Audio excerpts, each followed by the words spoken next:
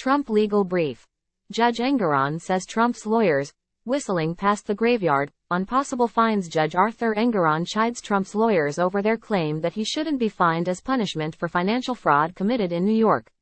A federal grand jury in Georgia indicts an Alabama man for making threats directed at Fulton County District Attorney Fani Willis.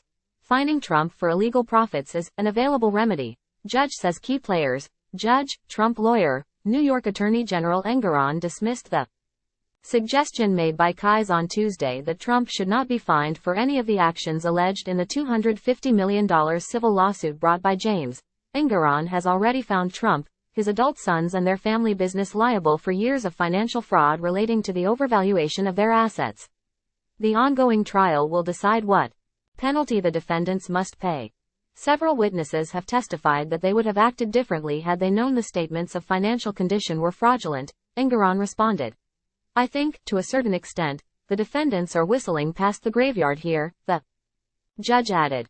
Kise argued that even if banks and insurers had known that statements provided by the Trump Organization were fraudulent, they would not have acted differently regarding the loans and rates they offered. Why it matters. Coming on Halloween, Engoron's whistling past the graveyard characterization of how Trump's lawyers view the threat large fines and other sanctions should spook the former president. Alabama man indicted for threats made against Willis. Key players.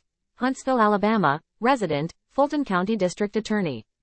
Time equals 400 Ms. Greater than court documents unsealed Monday revealed that an Alabama man was indicted Wednesday by a federal grand jury in Atlanta, Georgia, on charges that he transmitted interstate threats to Willis, the prosecutor who brought election interference charges against Trump and 18 others, in a voicemail message left for Willis on the Fulton County customer service line prior to Trump's indictment. Hansen, 59, allegedly threatened the DA. "If you think you're gonna take a mugshot of my President Donald Trump and it's gonna be okay, you're gonna find out that after you take that mugshot, some bad s************ probably gonna happen to you," Hansen told Willis in a portion of the message. In August, Abigail Jo Schrei of Alvin, Texas, was against Judge Tanya Chutkan, who is overseeing the federal election interference case against Trump. "If Trump doesn't get elected in 2024, we are coming to kill you. So tread lightly, by *******, Alvin told Chutkan in a voicemail. According to prosecutors. Why it matters. Gag orders against Trump have been issued in 2 cases in which prosecutors have argued that his criticisms of the legal cases represent a risk to judges, prosecutors, court staff and potential witnesses. Recommended reading. Time equals 400 Ms. Greater than ABC News. The Hill. Former President Donald Trump lashes out at Judge Tanya Chutkan after she reimposes a gag order designed to prevent him from attacking prosecutors, court staff and potential witnesses in the federal election interference case against him. Meanwhile, in Colorado, opening statements are underway in the case to try to keep Trump off the ballot in the state. On Sunday, Chutkan sided with arguments made by lawyers on Smith's team, reinstating a limited gag order on Trump that is meant to prevent him from making disparaging comments about prosecutors, court staff, and potential witnesses in the case against him, the Associated Press reported.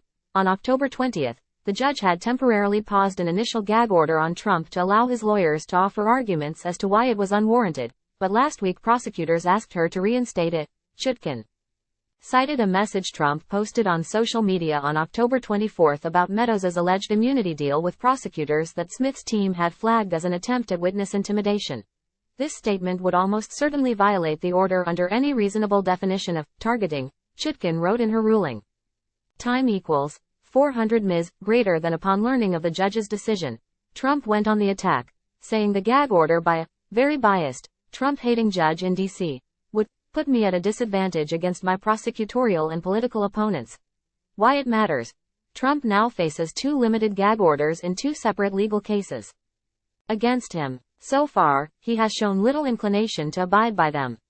In the New York financial fraud case, he has already paid $15,000 in fines as a result of gag order violations. Opening statements begin in trial to decide whether to ban Trump from Colorado ballot. Key players. Trump lawyer Scott Gessler, plaintiff's attorney Eric Olson, Colorado District Court Judge Sarah Wallace. Opening statements got underway Monday in the case brought by 6 Colorado voters and the watchdog group Citizens for Responsibility and Ethics in Washington that seeks to bar Trump's name from appearing on ballots in the state because of his Efforts to overturn the 2020 election. Reuters reported. Section 3 of the 14th Amendment of the U.S. Constitution disqualifies any person who engaged in insurrection or rebellion against the United States from holding office. The plaintiffs say Trump's efforts to halt the certification of his loss to Joe Biden, which they argue resulted in the deadly riot at the U.S. Capitol on January 6, 2021, fall squarely into that category. Trump incited a violent mob to attack our Capitol to stop the peaceful transition of power, Olson said at the start of the trial. People should be able to run for office and shouldn't be punished for their speech, Gessler countered in his own opening statement. The trial is expected to last 1 week and will be decided by Willis. Why it matters. Voters in several other states are pursuing legal challenges to Trump's 2024 presidential bid on similar grounds. Ultimately, these cases are viewed as long shots but could end up before the U.S. Supreme Court.